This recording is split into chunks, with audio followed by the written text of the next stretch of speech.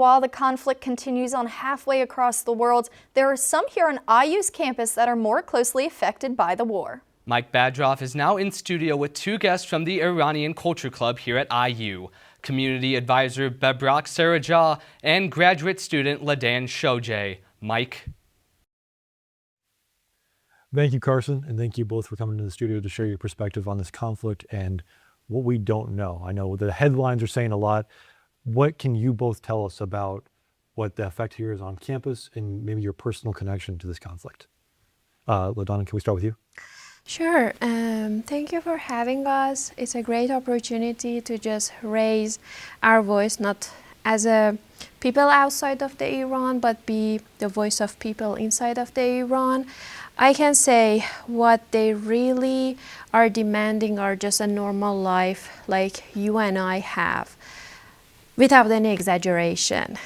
And for reaching to that, for seeking this demand, I have to say they paid a lot. They tried several possible ways to do that, and asking and demanding for help, even through the external military intervention, was the last chance. And Iranian nation, these people want to have a free country like all the other nations.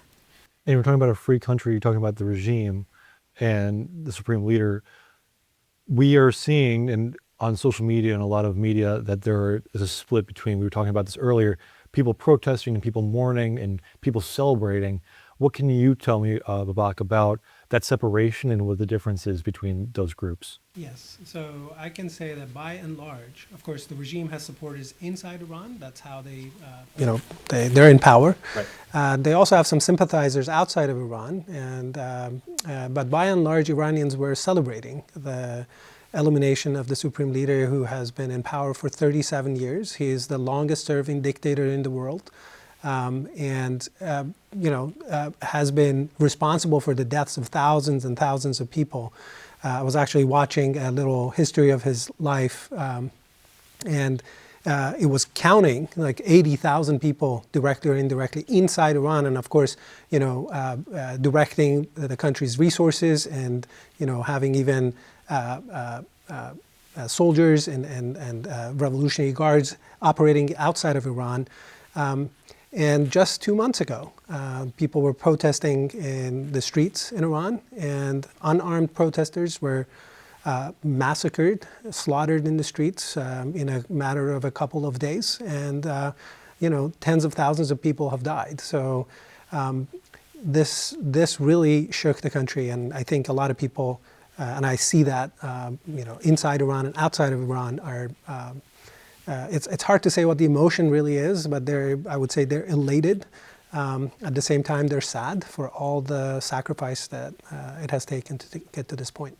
And as you talked about this outside before, you mentioned the massacre that happened in early January. Yes. For a lot of us, especially me, reading those headlines on Saturday morning was a surprise that the U.S. had went to go attack Iran. Mm-hmm. What was that emotion like for you guys that the U.S. had intervened in your country's affairs? I know it's a loaded question, but sure. Ladan, can we start with you? As you said, it's a really complicated question, and what I personally experienced that as an Iranian person was a mixture of everything. I completely understand that. I experienced that war is not beautiful, without any doubt. But on the other hand, a sense of being hopeful came to me. I experienced that inside of myself because I felt like what people were asking finally is heard. Those people ask for help. Those people ask for support because they did more than what they were able to do. Thousands of lives, young lives like you and I, has been costed for that. It didn't work. So in that situation, what they can do rather than asking for help, for support, look at us, hear us. And Saturday morning, that I woke up and I saw messages from some non-Iranian friends that, oh, war started, we are sorry for that, be patient, be strong, something like that. I was like, oh God, finally, we receive support. And it's really, really complicated that you just consider war, military attack as a support. Yeah. And this is exactly what this brutal regime did with us. Yeah, maybe I can sort of try to give you a sense of what this is, because it is very strange to, to sort of apparently cheering for, these bombs to come and help you and rescue you, right? I didn't know how to respond to this. Yes. And, like, look at this. I've seen so many Yes. different perspectives, but please, Yeah. yeah. But, so I'm going to use some analogy. It's like being taken hostage. Okay. So, Oh. and people in Iran, in effect, have been taken hostage by this regime for 47 years. They have tried all ways of that possible to get, to bring about change, to reform the regime through, whatever means, elections, whatever is happening inside the country, but and protesting and, and nonviolent, disobedient movements and so on. But none of it has worked.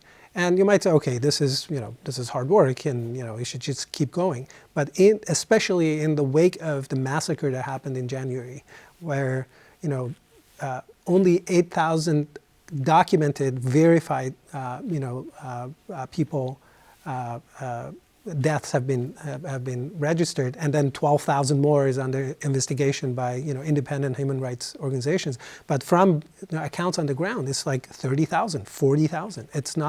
It's completely unimaginable or unthinkable.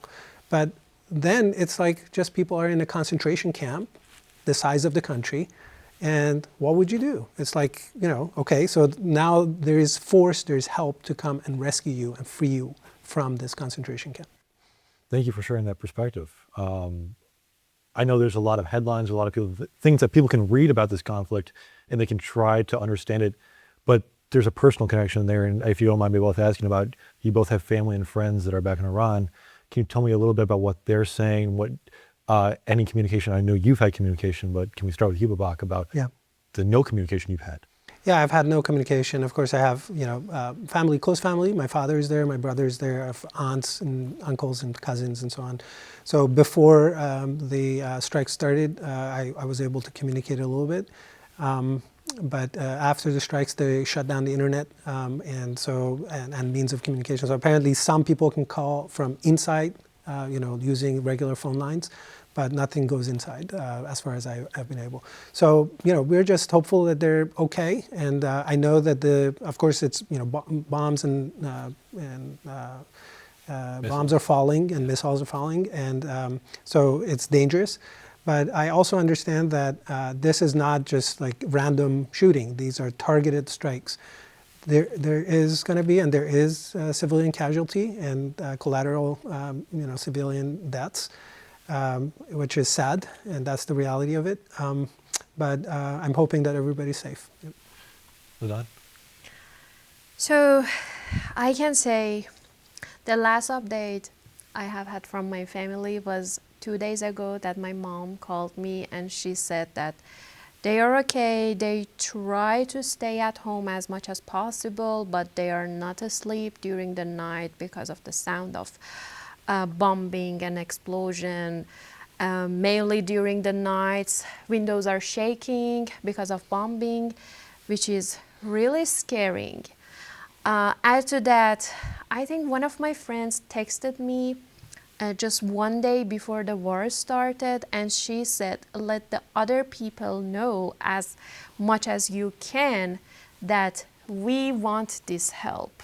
It doesn't mean I'm sure if the attack happens, I will stay alive. I'm sure that if this regime stays, next year, everything will get the worst. And the minimum of everything that I have now won't be available if this regime stays. So we are sure we want to change the regime. We know what is our decision. We are completely sure and confident about that. just we are seeking for help. Thank you. I know there's a lot of uncertainty with how this war will turn out, and there's a lot of voices saying that, hey, this will last 4 or 5 weeks, it could go longer.